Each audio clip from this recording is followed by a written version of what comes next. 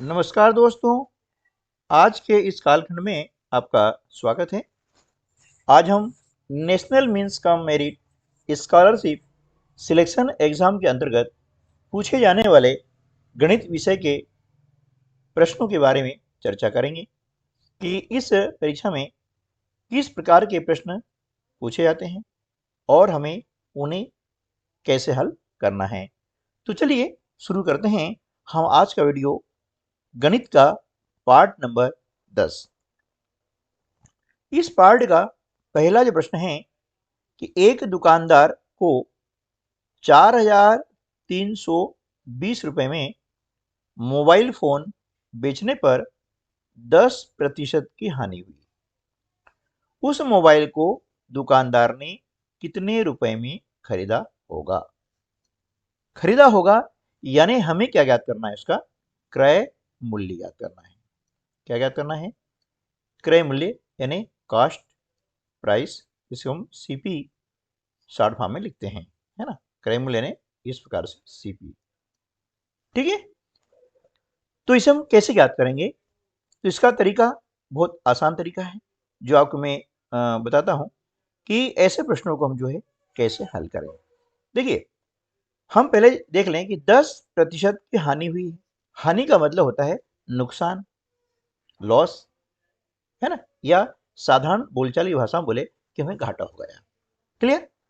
तो 10% का मतलब क्या हुआ कि 100 रुपए पे 10 रुपए हुआ, है ना।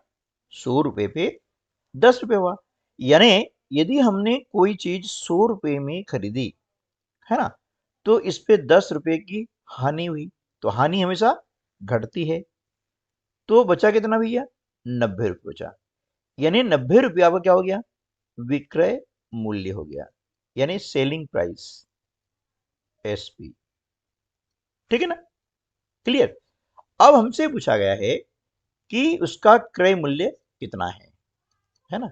विक्रय मूल्य हमको दिया गया है 4,320 रुपया। तो ऐसे प्रश्नों को हल करने के लिए एक मैं आपको सरल तरीका बताता हूं। तो हम क्या करेंगे कि हमें याद करना है उसका क्रय मूल्य। ठीक है, 10% हानि हुई है, तो इसे क्या करेंगे? 100 बटे, हानि को हमेशा घटाते हैं और नीचे लिखते हैं। 100 में से 10 घटाए कितना बचा? 90। ठीक है, अब विक्रय मूल्य कितना है? बेचना मतलब विक्रय मूल्य है, तो ये हुआ आपका विक्रय मूल्य 4,320 रुपया हो गया। बात समझ आ रही ना? 4,320 रुपया हो गया, है ना। ठीक है, यानी 100 बटे 90। क्यों? कि 100 रुपए की चीज हम 90 में बेच रहे हैं, हानि हो रही है, घटेगा। क्लियर? अब यहां पर क्या करेंगे?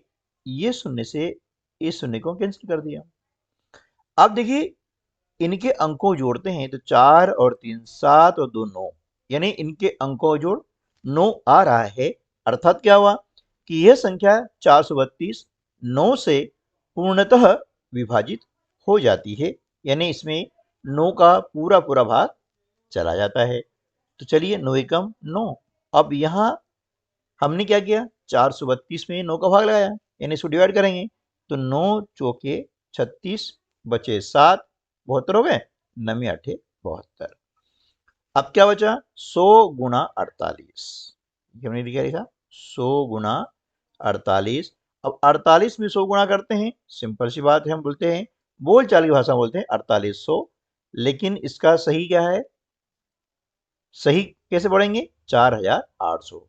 ध्यान रखना है। तो ये 4,800 रुपये क्या हो गया? इसका क्रय मूल्य क्या हो गया है?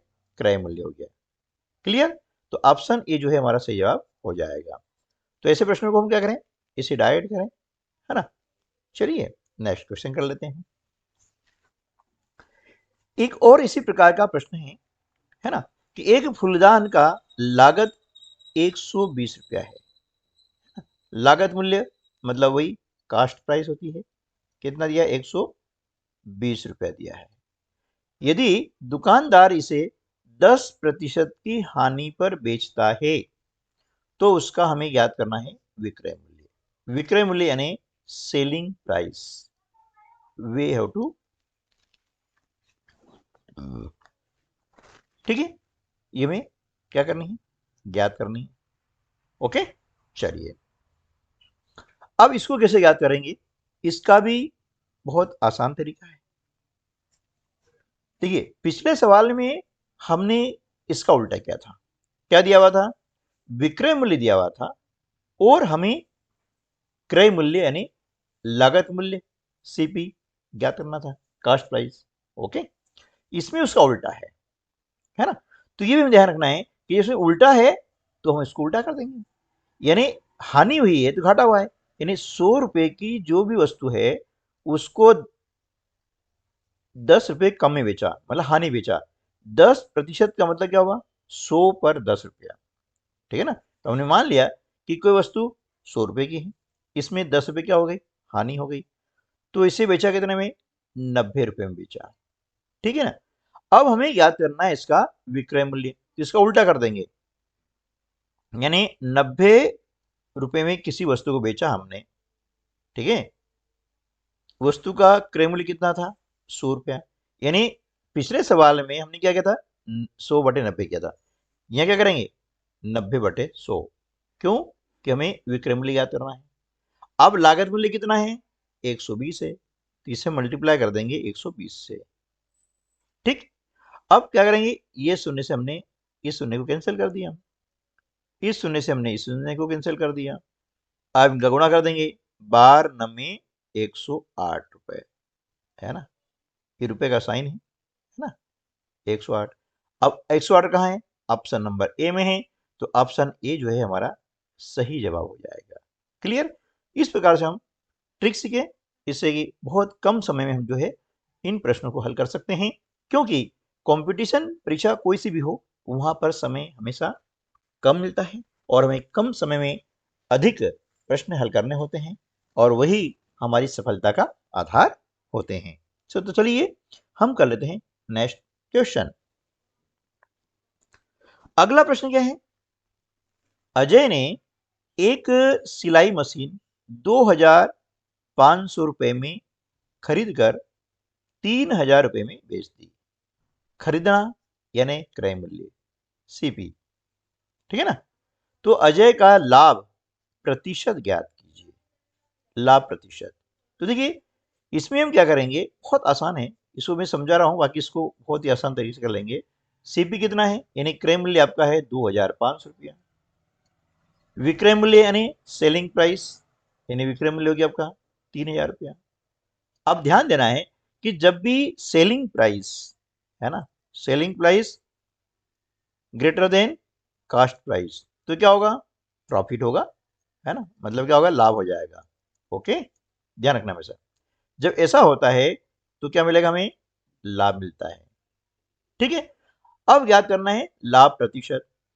तो क्या करेंगे, देखिए बहुत आसान तरीका है कि सेलिंग प्राइस में से कास्ट प्राइस माइनस कर देंगे, यानी 3000 में से हमने क्या किया, 2500 को माइनस कर दिया, कितना बचेगा, शून्य में से शून्य माइनस किया शून्य, 10 में से 5 माइनस किया 5, 2 में से 2, यानी कितना आ गया, 500 रुपया। क्या हो गया, ये लाभ हो गया, है ना। और हमें क्या ज्ञात करना है, प्रतिशत लाभ। तो क्या करेंगे, देखिए लाभ कितना, 500 रुपया, कितने पर, लाभ हमेशा कास्ट प्राइस क्रय मूल्य यानी सीपी पर ही निकलता है, ध्यान रखना है, लाभ या हानि। तो इसके बटे क्या करेंगे, 2500 रुपए। हमें याद करना है लाभ प्रतिशत, लाभ तो इतना हो गया, हमें याद करना है प्रतिशत, यानी जब भी किसी भिन्न को प्रतिशत में बदलना होगा तो उसमें हम 100 का गुणा कर देते हैं, इस प्रकार से। इसका बटे कुछ नहीं है, मतलब 1 है, ठीक है। चलिए अब इस शून्य से हमने इस शून्य को काट दिया, यानी कैंसिल कर दिया, इस शून्य से इसको हमने कैंसिल कर दिया। अब 5 से 25 को काटेंगे, 5 एकम 5 और 5 25, फिर 5 से काटेंगे 100 को, 5 दूनी 10, शून्य की शून्य, और हमारा उत्तर आ गया 20%। Option number 3। ये हमारा करेक्ट आंसर हो जाएगा। समझ में आ रहा है? चलिए, ये अब इतना आपको समझाने के लिए है, अदरवाइज क्या करना है, सीधा ध्यान रखना है कि यहाँ से कि भैया विक्रय मूल्य में से, है ना, ये आपका विक्रय मूल्य है, इस विक्रय मूल्य में से क्या करेंगे, लागत मूल्य बोलें या क्रय मूल्य बोलें, तो इसको माइनस कर देते हैं तो हमें क्या मिलेगा, लाभ, ये हो गया, और इसके बटे लिख देंगे क्रय मूल्य गुणित 100, बस इतना आपको करना है। ठीक है, चलिए नेक्स्ट क्वेश्चन है, सोहन ने एक पुराना रेफ्रिजरेटर 2500 रुपए में खरीदा। उसने 500 रुपए उसकी मरम्मत पर यानी रिपेयरिंग पर खर्च किए और 3300 रुपए में उसे बेच दिया। तो हमें क्या क्या करना है, लाभ प्रतिशत, जैसे अभी हमने पिछले प्रश्न में हल किया था उसी प्रकार से हल करना है, लेकिन यहाँ थोड़ा डिफरेंस है। क्या है कि देखिए, किसी भी वस्तु को हम खरीदते हैं और खरीदने के बाद और बेचने से पहले उसके ऊपर जो हमने खर्च किए हैं, ऊपरी वे किए हैं, है ना, वे सारे उसकी जो खरीदी मूल्य है यानी क्रय मूल्य है उसमें जुड़ जाते हैं। यानी क्या हो गया, देखिए 2500 में हमने 500 रुपए उसकी मरम्मत पर खर्च किए हैं, इसलिए 500 इसमें जुड़ जाएंगे, तो ये कितना हो गया, 3000 रुपया हो गया। तो ये 3000 रुपया इसका कहलाएगा क्रय मूल्य या लागत मूल्य, है ना, क्रय मूल्य बोलते हैं या फिर हम क्या बोलते हैं इसको, लागत मूल्य भी कहते हैं, यानी कॉस्ट प्राइस की हो गई। क्लियर हो गया? अब बेचा कितने में हमने, 3300 में, ये इसका हो जाएगा विक्रय मूल्य, है ना, 3300 रुपए। क्लियर हो गया? अब हम देख रहे हैं कि हमें क्या ज्ञात करना है, लाभ प्रतिशत, यानी लाभ तो होगा ही होगा। तो 3300 में से, है ना, क्या करेंगे, 3000 माइनस कर देंगे, कितना हो जाएगा, 300 रुपए। ठीक है, अब देखिए हमें शॉर्टकट करना है, पूरा डिटेल लिखने की जरूरत नहीं है ना, 300 है ना, अब 300 लाभ कितने में हुआ, 3000 रुपये हुआ, इसके बटे 3000 कर दो, कर दिया। हमें क्या ज्ञात करना है, लाभ प्रतिशत, ये लाभ हो गया। अब ज्ञात करना है प्रतिशत, अब प्रतिशत ज्ञात करना है, इसमें 100 का गुणा कर दो, बस ये आपको ध्यान रखना है। जितना लाभ यहाँ आनी है यहाँ लिख दिया, बटे क्रय मूल्य लिख देंगे और इसमें 100 का गुणा कर देंगे। अब क्या करेंगे, देखिए इस शून्य से हमने इस शून्य को कैंसिल कर दिया, इस शून्य से हमने इस शून्य को कैंसिल कर दिया, इस शून्य से हमने इसको भी कैंसिल कर दिया, 3 से काटेंगे 30 को, 3 एकम 3, शून्य के शून्य, और उत्तर हमारा हो जाएगा 10%। कितना हो जाएगा, 10%। इसलिए option C is correct answer of this question. Okay, चलिए अब कर लेते हैं हम अगला प्रश्न। यह प्रश्न बहुत ही महत्वपूर्ण है और लगभग सभी परीक्षाओं में पूछा जाता है, चाहे वो पीवी एग्जाम कोई भी हो, है ना, या एसएससी की हो, तो उसमें ये प्रश्न पूछे जाते हैं, एनटीएससी में पूछे जाते हैं, है ना। तो इन प्रश्नों को थोड़ा सा समझना जरूरी होता है, बहुत आसान होता है। चलिए, यदि 8 वस्तुओं का क्रय मूल्य 10 वस्तुओं के विक्रय मूल्य के बराबर है, तो हानि प्रतिशतता क्या होगी। ठीक है, जितनी वस्तुएं हैं इनका दिया हमको क्रय मूल्य, और इससे यदि अधिक वस्तुएं होती है ना, कि जिनका विक्रय मूल्य इसके बराबर होता है, तो हमेशा वहां क्या होगा, हानि होगी। क्या होगा, हानि होगी।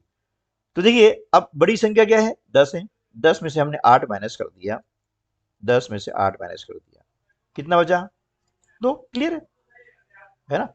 तो क्या करेंगे, अब आपको ध्यान रखना है कि जो हानि होती है ना,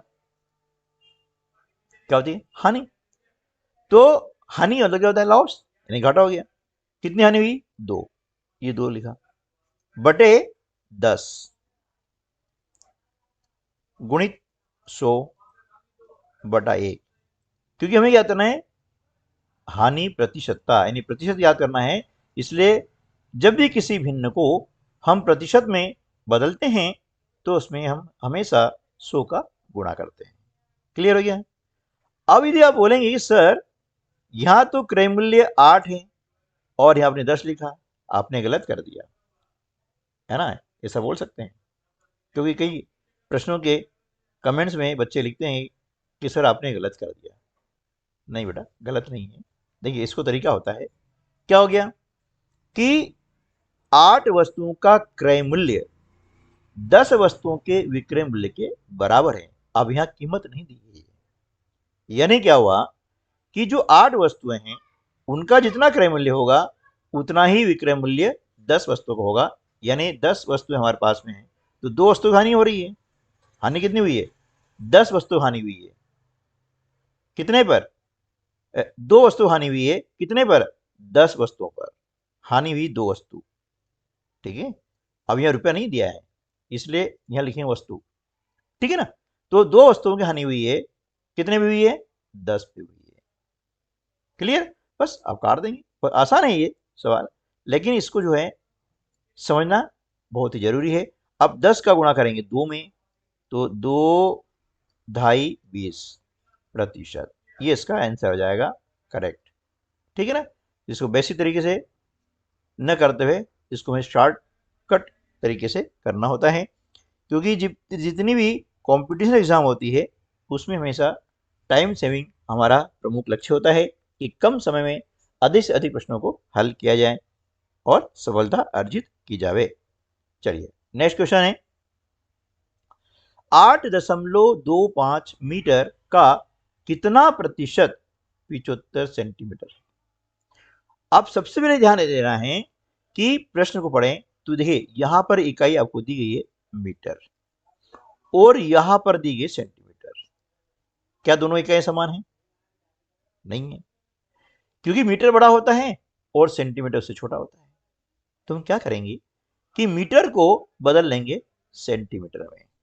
हम जानते हैं कि 1 मीटर में, है ना, 1 मीटर में होते कितने? 100 सेंटीमीटर होते हैं। कितने होते हैं? 100, मतलब 100 सेंटीमीटर होते हैं। तो क्या होगा, 8.5 मीटर में कितने सेंटीमीटर? जिसमें क्या करेंगे, इसमें जो है 8.5 में हम क्या करेंगे, 100 का गुणा कर देंगे। क्योंकि जब भी बड़े मात्रक को छोटे मात्रक में कन्वर्ट करना होता है तो वहां पर उस बड़े मात्रक में कितने छोटे मात्रक हैं उसका गुणा करेंगे। जैसे 1 मीटर में 100 सेंटीमीटर है तो हमने 100 का गुणा किया। अब 100 का गुणा करने पर यहां आ जाता है 825 सेंटीमीटर। ठीक है, चलिए अब पूछा गया है कि कितना प्रतिशत है। कितना प्रतिशत? 75 सेंटीमीटर है। तो देखिए हम इसको थोड़ा सा समझ लेते हैं, है ना, इसको डायरेक्ट भी कर सकते हैं। हमें क्या याद करना है? 75 का कितना प्रतिशत है? किसका? 825 का। तो सीधा सा लिखेंगे 75/825, जिसका हमें प्रतिशत जो मान दिया ना, कितना प्रतिशत 75 सेंटीमीटर है, यानी ये आउटकम होगा आ गया है। तो ये आउटकम पहले लिख दिया हमने। कितने का? 825 का। तो 100 पूछा ना, प्रतिशत का मतलब होता है 100, यानी जब भी किसी भिन्न को हम प्रतिशत में बदलते हैं तो उसमें हमेशा 100 का गुणा किया जाता है। ये हमने गुणा कर दिया है। अब देखेंगे ये संख्या किससे कट रही है। तो हम देख रहे हैं कि ये संख्या है 25 से कट रही है। 25 फाड़ा नहीं आता आपको? आता है, 5 से भी काट सकते हैं क्योंकि इनके इकाई स्थान पर 5 है, यहाँ पर इकाई स्थान पर 0 है।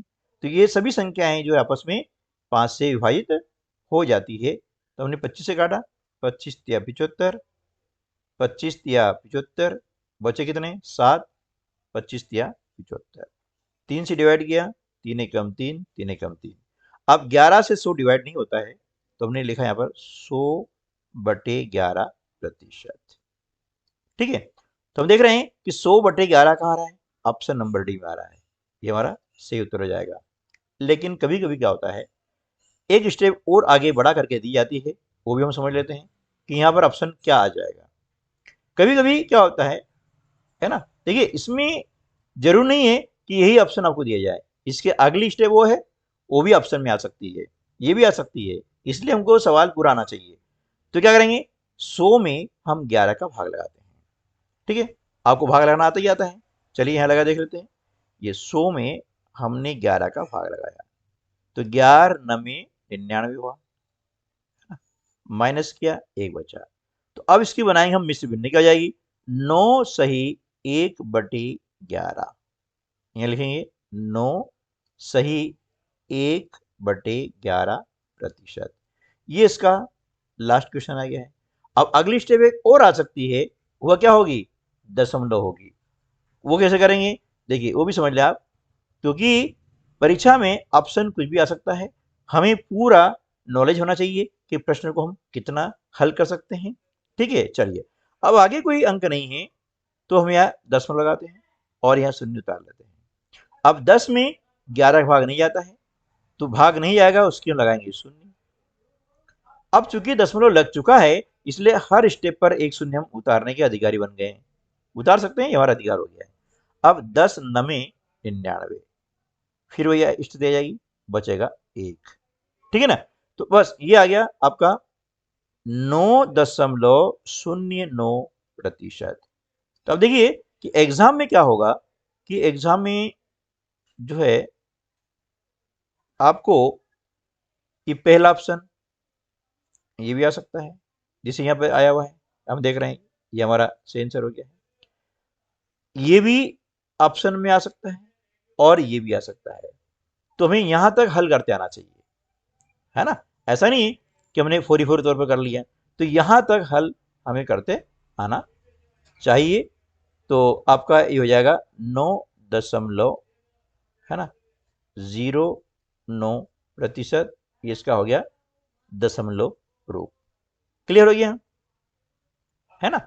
अच्छा, ये सब ध्यान रखना, इसके समीकरण बना सकते हैं आप पहले समझने के लिए। ये डायरेक्ट नहीं भी आता है तो देखिए, इसको अपन क्या करें, आपको मैं थोड़ा सा वो भी बताता हूँ कि इसे डायरेक्ट हमको नहीं लिखना है तो कोई बात नहीं है। तो देखिए हम क्या करेंगे कि ये पूछा गया है कि 825 मीटर का कितना प्रतिशत 75 सेंटीमीटर है।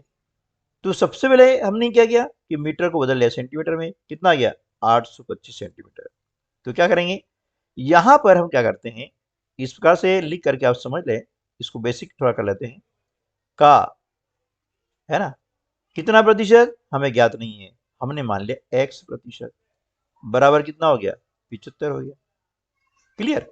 चलिए अब 825 का मतलब होता है गुणा, और 1% का मतलब होता है 100/100 बराबर 75। हमें x मान ज्ञात करना है। x बराबर देखिए, अब ये भाग का गुणा होता है, 75 में 100 का गुणा और गुणा का भाग, ये 825। इस प्रकार से आया ये, है ना। तो अब ये ट्रिक सीख जाएंगे, इसका बेसिक समझाएंगे, तो ऐसे प्रश्नों को अब क्या करें, हल करें बार बार। ठीक है, और इनको सीखें। ठीक है, अब क्या करें, यहां पर संख्या हम चेंज कर सकते हैं, यहाँ की संख्या भी चेंज कर सकते हैं, और इस प्रश्न को हम बार बार हल करके सीखें।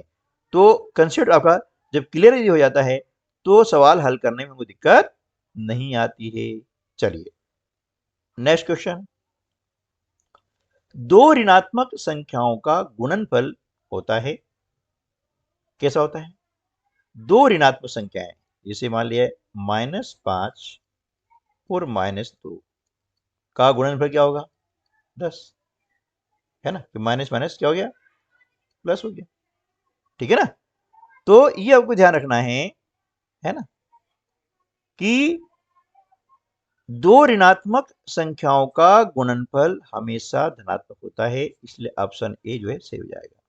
अब देखिए प्रश्न आपसे किसी भी प्रकार से पूछा जा सकता है, या तो संख्याओं गुणा करना दें या ऐसा भी हम कर सकते हैं। तो आज की वीडियो में बस इतना ही। उम्मीद है कि वीडियो आपको पसंद आया होगा। यदि पसंद आया है और इस वीडियो से आपने कुछ न कुछ सीखा है, तो वीडियो को लाइक कीजिएगा और अपने अन्य दोस्तों को भी शेयर कीजिएगा। और यदि अभी तक आपने चैनल को सब्सक्राइब नहीं किया है, तो नीचे लाल रंग में लिखा होगा सब्सक्राइब, उसे आप प्रेस कर दें। और यदि आपने पहले से सब्सक्राइब कर रखा है तो उसके लिए आपको बहुत बहुत धन्यवाद, क्योंकि वहाँ पर लाल रंग नहीं होगा, तो समझिए कि आपने सब्सक्राइब कर रखा है। पास में बेल आइकॉन है, उसे दबा दें, ऑल पर सेट कर दें। इससे क्या होगा कि जैसे मैं वीडियो अपलोड करूंगा तो उसका नोटिफिकेशन सबसे पहले आप तक पहुंचेगा। तो थैंक्स फॉर वॉचिंग, मिलते हैं अगले वीडियो में। तब तक के लिए नमस्कार, जय हिंद।